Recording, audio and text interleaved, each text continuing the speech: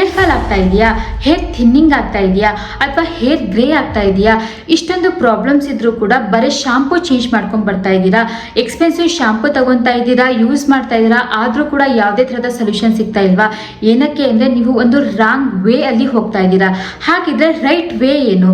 ನಮಗೆ hair fall ಏನಕ್ಕೆ ಆಗುತ್ತೆ, ಹೇರ್ ಫಾಲ್ ಆಗ್ತಾ ಇದ್ರೆ ಅದನ್ನ ಹೇಗೆ ಸರಿ ಮಾಡ್ಕೊಬೇಕು, ಈ ಕಂಪ್ಲೀಟ್ ಡೀಟೇಲ್ಸ್ ನಾವು ಈ ವಿಡಿಯೋದಲ್ಲಿ ತಿಳ್ಕೊಳ್ಳೋಣ. ಏನಕ್ಕೆ ಅಂದರೆ ಒಂದು ವರ್ಷದ ಹಿಂದೆ ಕೂಡ ನಾನು ಕೂಡ ನಿಮ್ಮ ಥರನೇ ಸೇಮ್ ಪ್ರಾಬ್ಲಮ್ ಸಫರ್ ಪಡ್ತಾ ಇದ್ದೆ. ಅಂದರೆ ನನಗೆ ಹೇರ್ ಫಾಲ್ ತುಂಬ ಆಗ್ತಾ ಇತ್ತು, ಹೇರ್ ಥಿನ್ನಿಂಗ್ ಸ್ಟಾರ್ಟ್ ಆಗಿತ್ತು. ನಾನು ತುಂಬ ಎಕ್ಸ್ಪೆನ್ಸಿವ್ ಶಾಂಪೂಗಳನ್ನು ಯೂಸ್ ಮಾಡಿದೆ, ಆದರೂ ಕೂಡ ಯಾವುದೇ ಥರದ ಸೊಲ್ಯೂಷನ್ ಸಿಕ್ಕಿಲ್ಲ. ಸೊ ನನ್ನ ಹಾಗೆ ನೀವು ಕೂಡ ಕಷ್ಟಪಡ್ತಿರ್ಬೇಕು ಅಂತ ಹೇಳಿ ಕಂಪ್ಲೀಟ್ ಡೀಟೇಲ್ಸ್ ಕೊಡೋಣ ಅಂತ ಈ ವಿಡಿಯೋನ ಸ್ಟಾರ್ಟ್ ಮಾಡ್ತಾ ಇದ್ದೀನಿ. ನನ್ನ ಹೆಸರು Swathi, welcome to my YouTube channel.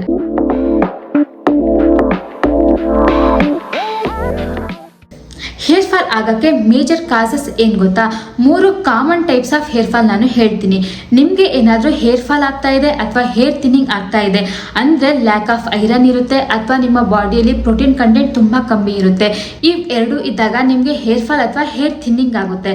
ಅದೇ ಇನ್ ಕೇಸ್ ಹೇರ್ ಬಾಲ್ಡ್ ಆಗ್ತಾ ಇದೆ, ಮೇಲ್ಸ್ ಅಥವಾ ವುಮೆನ್ಸ್ಗೆ ಇಬ್ಬರು ಕೂಡ ಹೇರಲ್ಲಿ ಬಾಲ್ಡ್ನೆಸ್ ಕಾಣಿಸ್ತಾ ಇದೆ ಅಂದರೆ ಇದಕ್ಕೆ ಮೇಜರ್ ರೀಸನ್ ಬಂದ್ಬಿಟ್ಟು ನಮ್ಮ ಹಾರ್ಮೋನಲ್ ಚೇಂಜಸ್, ಇದರಲ್ಲಿ ಟೆಸ್ಟೋಸ್ಟೆರಾನ್ ಲೆವೆಲ್ ತುಂಬ ಕಮ್ಮಿ ಇರುತ್ತೆ. ಥರ್ಡ್ ಮೇಜರ್ ಪ್ರಾಬ್ಲಮ್ ಬಂದ್ಬಿಟ್ಟು ಹೇರ್ ಗ್ರೇ. ಹೇರ್ ಗ್ರೇ ಯಾವಾಗ ಆಗುತ್ತೆ ಗೊತ್ತಾ? ನಮ್ಮ ಬಾಡಿಯಲ್ಲಿ ವಿಟಮಿನ್ B12 ಕಮ್ಮಿ ಇದ್ರೆ ಅಥವಾ ನಾವು ಜಾಸ್ತಿ ಕೆಮಿಕಲ್ ಪ್ರಾಡಕ್ಟ್ಸ್ನ ನಮ್ಮ ಹೇರ್ಗೆ ಅಪ್ಲೈ ಮಾಡ್ಕೊತಾ ಇದ್ರೆ, ಇನ್ ಕೇಸ್ ನಿಮಗೆ ತುಂಬ ಜಾಸ್ತಿ ಸ್ಟ್ರೆಸ್ ಲೆವೆಲ್ ಇದ್ದಾಗ ಹೇರ್ ಗ್ರೇ ಆಗುತ್ತೆ. ಸೊ ಈ 3 ಪ್ರಾಬ್ಲಮ್ಸ್ ಇದ್ದಾಗ ನಾವು ಯಾವ ಬ್ಲಡ್ ಟೆಸ್ಟ್ ಮಾಡಿಸ್ಬೇಕು ಅಂತ ಇವಾಗ ತಿಳ್ಕೊಳ್ಳೋಣ.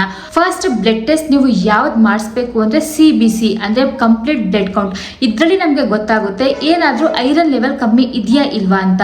ಸೆಕೆಂಡ್ ಟೆಸ್ಟ್ ಬಂದ್ಬಿಟ್ಟು ವಿಟಮಿನ್ D ನಾವು ಮಾಡಿಸ್ಕೊಳ್ಳೇಬೇಕು. ವಿಟಮಿನ್ D ಆಕ್ಚುಲಿ ತುಂಬಾ ಜನಕ್ಕೆ ಡಿಫಿಷಿಯನ್ಸಿ ಇರುತ್ತೆ, ನಮಗೆ ಗೊತ್ತೇ ಆಗಲ್ಲ. ಇದು ಟಯರ್ಡ್ನೆಸ್ ಕೂಡ ಕಾಸ್ ಮಾಡುತ್ತೆ. ಥರ್ಡ್ ಟೆಸ್ಟ್ ಬಂದ್ಬಿಟ್ಟು ವಿಟಮಿನ್ B12. ಇದು ನಮಗೆ ಹೇರ್ ಗ್ರೇ ಆಗ್ತಾ ಇದೆ ಇಲ್ವಾ ಅಂತ ತಿಳ್ಕೊಳ್ಳೋಕೆ ಹೆಲ್ಪ್ ಮಾಡುತ್ತೆ. ನೆಕ್ಸ್ಟ್ ಬಂದು ಸೀರಮ್ ಫೆರಟಿನ್ ಅಂತ ಇರುತ್ತೆ, ಇದನ್ನ ಚೆಕ್ ಮಾಡಿಸ್ಕೊಬೇಕು. ಅದಾದ್ಮೇಲೆ ಥೈರಾಯ್ಡ್ ಫಂಕ್ಷನ್, ನಿಮ್ಮ ಥೈರಾಯ್ಡ್ ಪ್ರಾಪರ್ ಆಗಿ ವರ್ಕ್ ಆಗ್ತಿದೆಯಾ ಇಲ್ವಾ ಅಂತ ಟೆಸ್ಟ್ ಮಾಡಿಸ್ಕೋಬೇಕಾಗುತ್ತೆ. ಅದಾದ್ಮೇಲೆ ಹಾರ್ಮೋನಲ್ ಪ್ರಾಬ್ಲಮ್, PCOD, PCOS ಈ ಥರ ಏನಾದರೂ ಪ್ರಾಬ್ಲಮ್ಸ್ ಇದೆಯಾ ಅಂತ ಹೇಳಿ ಬ್ಲಡ್ ಟೆಸ್ಟ್ ಮಾಡಿಸ್ಬೇಕಾಗುತ್ತೆ. ಅದ್ರ ಜೊತೆಗೆ ಬಾಡಿಯಲ್ಲಿ ಕ್ಯಾಲ್ಸಿಯಂ, ಮೆಗ್ನೀಷಿಯಂ ಈ ಟೆಸ್ಟ್ಗಳ ಕೂಡ ನೀವು ಮಾಡಿಸ್ಕೊಬೇಕು. ಈ ಕಂಪ್ಲೀಟ್ಲಿ 6 to 7 ಟೆಸ್ಟ್ ಏನಿಲ್ಲ ಅಂದ್ರೆ ಒಂದು 1000 rupees ಅಲ್ಲಿ ಮುಗ್ದೋಗುತ್ತೆ. ಸುಮ್ಮನೆ ಬೇರೆ ಬೇರೆ ಶಾಂಪೂಗೆ ದುಡ್ಡು ಹಾಕೋ ಬದಲು ಈ ಥರ ಒಂದು ಬ್ಲಡ್ ಟೆಸ್ಟ್ನ ಮಾಡ್ಕೊಳ್ಳಿ. ಇದರಿಂದ ನಮಗೆ ಪ್ರಾಬ್ಲಮ್ಸ್ಗಳು ಗೊತ್ತಾಗುತ್ತೆ, ಅದ್ರ ಪ್ರಕಾರ ನಾವು ಚೇಂಜ್ ಮಾಡ್ಕೊಬಹುದು. ನಿಮಗೆ ಒಂದ್ಸತಿ ನಿಮ್ಮ ಬ್ಲಡ್ ರಿಪೋರ್ಟ್ ಕೈಗೆ ಬಂದಾಗ ಚೆಕ್ ಮಾಡ್ಕೊಳ್ಳಿ ನಿಮ್ಮ ಬಾಡಿಯಲ್ಲಿ ಯಾವ್ಯಾವ ಥರದ ಡಿಫಿಷಿಯನ್ಸಿ ಇದೆ ಅಂತ ಹೇಳಿ. ಇನ್ ಕೇಸ್ ಎಷ್ಟು ಡಿಫಿಷಿಯನ್ಸಿ ಇದ್ರೆ ನಾನು ಒಂದು ಫುಡ್ ಲಿಸ್ಟ್ನ ಹೇಳ್ತೀನಿ. ಈ ಫುಡ್ನ ನೀವೇನಾದರೂ ಎವ್ರಿ ಡೇ ಬೇಸಿಸಲ್ಲಿ ತಿಂತಾ ಬಂದರೆ 1 ತಿಂಗಳಲ್ಲಿ ನಿಮಗೆ ಹೇರ್ ಫಾಲ್ ಕಂಪ್ಲೀಟ್ಲಿ ಸ್ಟಾಪ್ ಆಗುತ್ತೆ.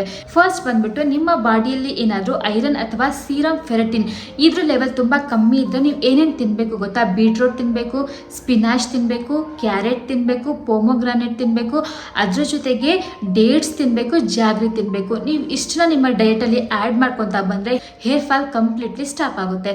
ನೆಕ್ಸ್ಟ್ ಬಂದ್ಬಿಟ್ಟು ವಿಟಮಿನ್ D. ವಿಟಮಿನ್ D ನಿಮಗೆ ಡಿಫಿಷಿಯನ್ಸಿ ಇದ್ರೆ ಮಾರ್ನಿಂಗ್ ಅಥವಾ ಈವ್ನಿಂಗ್ 15 minutes ಸನ್ಲೈಟ್ ಅಲ್ಲಿ ಎವ್ರಿಡೇ ನೀವು ಟೈಮ್ ಸ್ಪೆಂಡ್ ಮಾಡಿದ್ರೆ ಈ ಪ್ರಾಬ್ಲಮ್ ನಿಮಗೆ ಕಮ್ಮಿ ಆಗಿ ಬರುತ್ತೆ. ಇದರಿಂದ ನಿಮಗೆ ಹೇರ್ ಬಾಲ್ಡಿಂಗ್ ಅಥವಾ ಹೇರ್ ಥಿನ್ನಿಂಗ್ ಸಾಲ್ವ್ ಆಗುತ್ತೆ. ನೆಕ್ಸ್ಟ್ ನಿಮಗೆ ವಿಟಮಿನ್ B12 ಏನಾದರೂ ಕಮ್ಮಿ ಇದ್ರೆ, ನೀವೇನಾದರೂ ನಾನ್ ವೆಜಿಟೇರಿಯನ್ ಇದ್ರೆ ಏನೇನು ತಗೋಬೇಕು ಅಂತ ಹೇಳಿದ್ರೆ ಚಿಕನ್ ತಗೊಬೇಕು, ಫಿಶ್ ತಗೊಬೇಕು. ಮೇಜರ್ಲಿ ಚಿಕನ್ ಲಿವರ್ ತುಂಬ ಇನ್ಕ್ರೀಸ್ ಮಾಡೋಕ್ಕೆ ಹೆಲ್ಪ್ ಮಾಡುತ್ತೆ ವಿಟಮಿನ್ B12ನ. ಅದ್ರ ಜೊತೆಗೆ ಎಗ್ಸ್ ಕೂಡ ಹಾಗೆ, ಸ್ಪಿನಾಚ್ ತಗೊಬೋದು. ಇವಿಷ್ಟು ಫುಡ್ ನಮಗೆ ವಿಟಮಿನ್ B12ನ ಇನ್ಕ್ರೀಸ್ ಮಾಡೋಕ್ಕೆ ಹೆಲ್ಪ್ ಮಾಡುತ್ತೆ.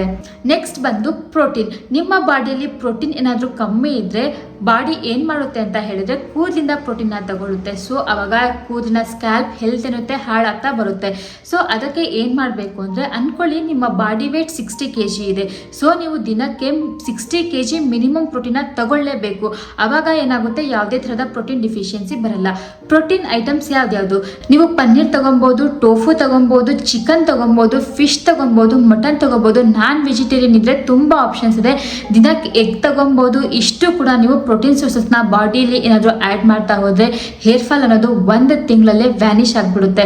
ಇನ್ ಕೇಸ್ ನಿಮ್ಮ ಬಾಡಿಯಲ್ಲಿ ಜಿಂಕ್ ಏನಾದರೂ ಕಮ್ಮಿ ಇದ್ರೆ ಏನು ಮಾಡಬೇಕು ಅಂದರೆ ಸೀಡ್ಸ್ನ ತಗೊಬೇಕು. ಪಂಪ್ಕಿನ್ ಸೀಡ್ಸ್ ಇದೆ, ಸನ್ಫ್ಲವರ್ ಸೀಡ್ಸ್ ಇದೆ, ಚಿಯಾ ಸೀಡ್ಸ್ ಇದೆ, ಫ್ಲಾಕ್ ಸೀಡ್ಸ್ ಇದೆ. ಇವನ್ನ ತಗೊಳ್ಳೇಬೇಕಾಗುತ್ತೆ. ಅದ್ರ ಜೊತೆಗೆ ಮೇಜರ್ಲಿ ಒಮೆಗಾ ಏನಿದೆ, ಒಮೆಗಾ ಫ್ಯಾಟಿ ಆಸಿಡ್ಸ್ ಹೇರ್ಗೆ ತುಂಬ ಒಳ್ಳೆಯದು. ಇದನ್ನ ನೀವು ತಗೊಳ್ಳೇಬೇಕಾಗುತ್ತೆ. ಇದ್ರ ಜೊತೆಗೆ ಬಯೋಟಿನ್ ಕೂಡ ನೀವು ತಗೊಬೇಕಾಗುತ್ತೆ. ಬಯೋಟಿನಿಗೋಸ್ಕರ ನಾವು ಸ್ವೀಟ್ ಪೊಟ್ಯಾಟೊ ತಿನ್ಬೋದು. ಇವೆಲ್ಲ ತಿನ್ನೋದ್ರಿಂದ ಹೇರ್ ಫಾಲ್ ನೀಟಾಗಿ ಸಬ್ಸಿಡ್ ಆಗ್ತಾ ಬರುತ್ತೆ. ಇವಾಗ ಇಷ್ಟು ನಮ್ಮ ಫುಡ್ನ ಡೀಟೇಲ್ಸ್ ಬಗ್ಗೆ ಆಯಿತು.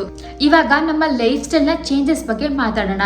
ಲೈಫ್ ಸ್ಟೈಲ್ ಅಂತ ಬಂದಾಗ ಫಸ್ಟ್ ಏನು ಗೊತ್ತಾ, ನಿದ್ದೆ ಮಾಡಬೇಕು. 7 to 8 ಅವರ್ಸ್ ನೀವು ಪ್ರಾಪರ್ ಸ್ಲೀಪ್ ಮಾಡೋದ್ರಿಂದ ನಮ್ಮ ಹಾರ್ಮೋನ್ ಚೇಂಜಸ್ ಆಗಲ್ಲ. ಹಾರ್ಮೋನ್ ಪ್ರಾಪರ್ ಆಗಿದ್ರೆ ಯಾವುದೇ ಥರದ ಹೇರ್ ಫಾಲ್ ಆಗಲ್ಲ. ಸೆಕೆಂಡ್ ಥಿಂಗ್ ಬಂದ್ಬಿಟ್ಟು ವಾಟರ್ ಇಂಟೇಕ್. ಮಿನಿಮಮ್ ನಾವು 3 ಲೀಟರ್ ವಾಟರ್ನ ತಗೊಳ್ಳೇಬೇಕು. ಇದರಿಂದ ಬಾಡಿ ಹೈಡ್ರೇಷನ್ ಆಗಿರುತ್ತೆ. ನೆಕ್ಸ್ಟ್ ಬಂದ್ಬಿಟ್ಟು ನಮ್ಮ exercise. Per day minimum 30 to 45 minutes exercise ಮಾಡಬೇಕು. ಇದರಿಂದ ಬ್ಲಡ್ ಸರ್ಕ್ಯುಲೇಷನ್ ಬಾಡಿಯಲ್ಲಿ ತುಂಬ ಚೆನ್ನಾಗಿ ಆಗುತ್ತೆ. ಬ್ಲಡ್ ಸರ್ಕ್ಯುಲೇಷನ್ ಆಗೋದ್ರಿಂದ ಹೇರ್ ಫಾಲ್ಗೂ ಕೂಡ ಯಾವುದೇ ಥರದ ಪ್ರಾಬ್ಲಮ್ಸ್ ಆಗಲ್ಲ. ನೆಕ್ಸ್ಟ್ ಬಂದು ನಮ್ಮ ಊಟದ ಸ್ಟೈಲ್. ಊಟ ಮಾಡುವಾಗ ನಾವೇನು ಮಾಡ್ತೀವಿ, ಇವಾಗ ಬ್ಯುಸಿ ಇರ್ತೀವಿ ಅಂತ ಹೇಳಿಬಿಟ್ಟು ಬರ್ಗರ್ ಆರ್ಡರ್ ಮಾಡ್ಕೊಂಡು ತಿನ್ನೋದು, ಆಯಿಲಿ ಫುಡ್ ತಿನ್ನೋದು, ಜಂಕ್ ಫುಡ್ ತಿನ್ನೋದು, ಈ ಥರ ಮಾಡೋದ್ರಿಂದ ಹೇರ್ಗೆ ತುಂಬ ಎಫೆಕ್ಟ್ ಆಗುತ್ತೆ. ಹಾಗಂತ ಹೇಳಿ ತಿನ್ನಲೇಬಾರ್ದು ಅಂತ ಏನಿಲ್ಲ. ಮಂತ್ಲಿ ಒನ್ಸ್ ತಿನ್ನಿ, ವೀಕ್ಲಿ ಒನ್ಸ್ ತಿನ್ನಿ, ಏನೂ ಪ್ರಾಬ್ಲಮ್ ಕೂಡ ಆಗಲ್ಲ. ನೆಕ್ಸ್ಟ್ ಏನು ಮಾಡೋದು ಗೊತ್ತಾ, ಊಟದ ಜೊತೆ ಕಾಫಿ ಅಥವಾ ಟೀ ತಗೊಳ್ಳೋದು. ಕಾಫಿ ಟೀ ಏನು ಮಾಡುತ್ತೆ ಗೊತ್ತಾ, ನಾವು ಇವಾಗ ಊಟ ಮಾಡಿರ್ತೀವಲ್ಲ, ಅದರಲ್ಲಿ ಯಾವುದೇ ಥರದ ವಿಟಮಿನ್ಸ್ ಅಥವಾ ಮಿನರಲ್ಸ್ ಇದ್ದರೆ ಕಾಫಿ ಟೀ ಅಬ್ಸರ್ವ್ ಮಾಡ್ಕೊಳ್ಳೋಕ್ಕೆ ಬಿಡಲ್ಲ. ಕೆಫೆನ್ ಅದನ್ನು ಅಬ್ಸರ್ವ್ ಮಾಡೋಕ್ಕೆ ಬಿಡಲ್ಲ.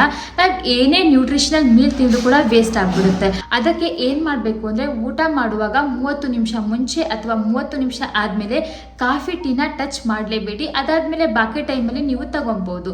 ಸೊ ಇಷ್ಟು ನಮ್ಮ ಲೈಫ್ ಸ್ಟೈಲ್ ಚೇಂಜಸ್ ಆಯಿತು.